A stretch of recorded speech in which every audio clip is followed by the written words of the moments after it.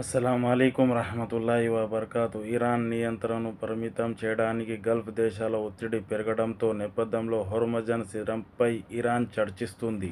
Tehran July 28 హోర్ముజ్జన్ జలసంధికి సంబంధించిన భద్రతపై ఆందోళన ఇరాన్, ఒమాన్ మరియు సౌదీ అరేబియాలో చర్చలు జరిపింది. ఈ వ్యూహాత్మక బల్గా మార్గాన్ని నిర్వహించడానికి మరియు టెహ్రాన్ యొక్క ఏకపక్ష భావాన్ని పరిమితం చేయడానికి ఒమాన్ ప్రతిస్పందన ఒక చొరవ ఉమ్మడి ప్రాంతీయ యంత్రానికి ప్రవేశపెట్టమని రాయిటర్స్ మంగళవారం నిషేధించింది.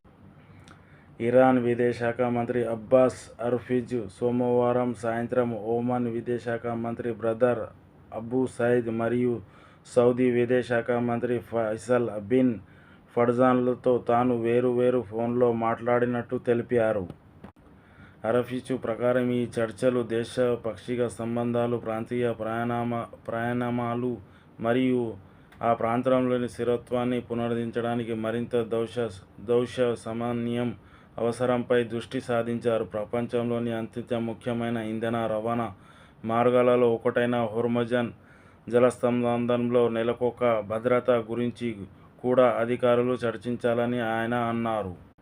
ఇదిలా ఉండగా హోర్ముజ్జన్ జలసంధి నిర్వహణ కోసం ఒక ఉమ్మడి ప్రాంతీయ చట్టాన్ని ఏర్పాటు చేయడం, అలాగే ఆ జలమార్గ వినియోగదారుల నుండి స్వచ్ఛతా రుసుములు వసూలు చేయడం కోసం ఒమాన్ ఇరాన్కు ఒక ప్రతిపాదనను సమర్పించిందని రాయిటర్స్ నివేదించింది. ఈ ప్రతిపాదనకు ప్రాంతీయ మద్దతు లభించిందని, ఇది వ్యూహాత్మక మార్గంపై ఇరాన్కు ఏకైక నియంత్రణ లేకుండా చేస్తుందని పర్షియన్ గల్ఫ్ దేశాలకు చెందిన ఒక మూలం రాయిటర్స్కు తెలిపింది.